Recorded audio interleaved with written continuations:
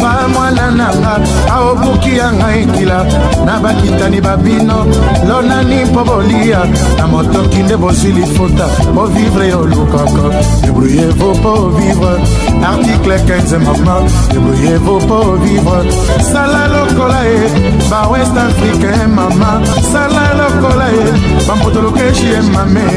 so nateka mwa londonda mwa kopo ya masanga naloka mpo na vivre article 15 maman débrouillez-vous pour vivre. Voilà mbote bandeko, j'espère que na lakisi bino exemple ya video oyo ya ndeko na ngai ya autotinde na ngai kaka bandeko balanda ngai mingi ba autotinde na ngai video oyo na kombo ya papa Kashama Lusamba na tinde na video oyo bon exemple à suivre tant toujours ban bama solo ya banzete ya ba arbre kolo na ba palmier aux alentours ya ba boulevard, c'est très important. Exemple à suivre yango, j'espère que bozomona awa to na boulevard na mboka libanda awa to na Kinshasa te to na Singapour kuna musika na Asie o eza exemple à suivre pour vous dire que ba boulevard na biso il faut tolona ka banzete aux alentours ya ba macadam, c'est très important. Même na ba parcelle il faut tolona ka, c'est très capital.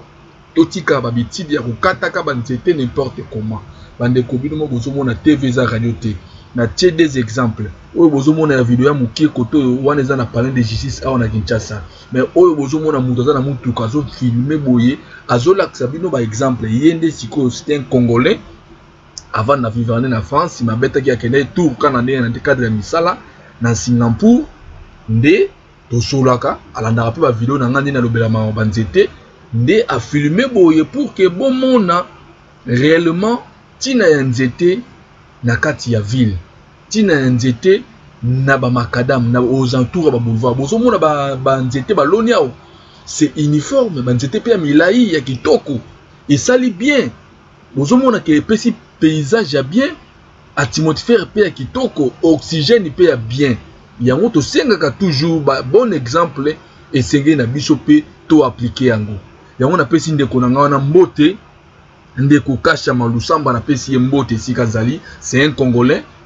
na sepeli makasi na video atideli ngai na ba photo esali ngai bien yango na bité il faut na sala vidéo concernant yango na tie commentaire na ngai bo po bo mona bino moko boyoka o nazoloba na exemple à suivre o bozomona na live direct bozomona ngo boyi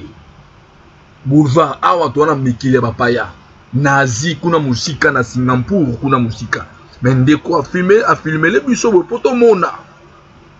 ngo c'est très important na Indonésie a filmé nga awa na Singapour ba photo mususu bo mona na eza na Indonésie. Tout ça bandeko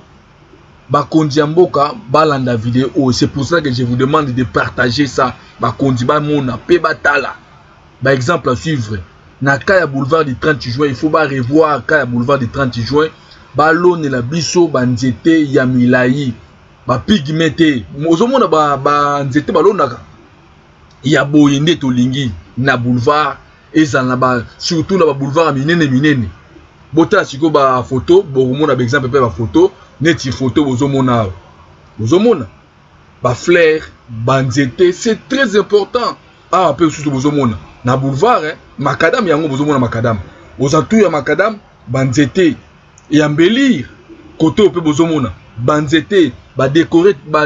décorer sol kitoko bozomona pe sur exemple ya ba photo kaka ba banzete aux alentours ya ba macadam, c'est très important yango pe sur mon exemple ndeko na pe sur mote siko zali. J'espère que ça linga bien tolobaratina. Exemple à suivre, bakondi balanda, bo s'abonner, bo partager live. Oh, ce qu'on a zongi na Kinshasa, awa na katoa na kata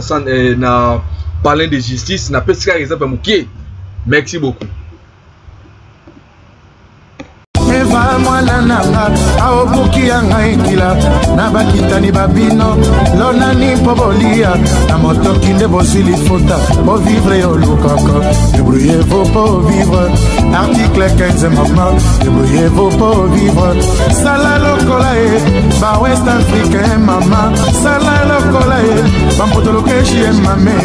so nateka mwa londunda mwa kopo ya masanga aloka mpona vivre article 15 maman débrouillez-vous pour vivre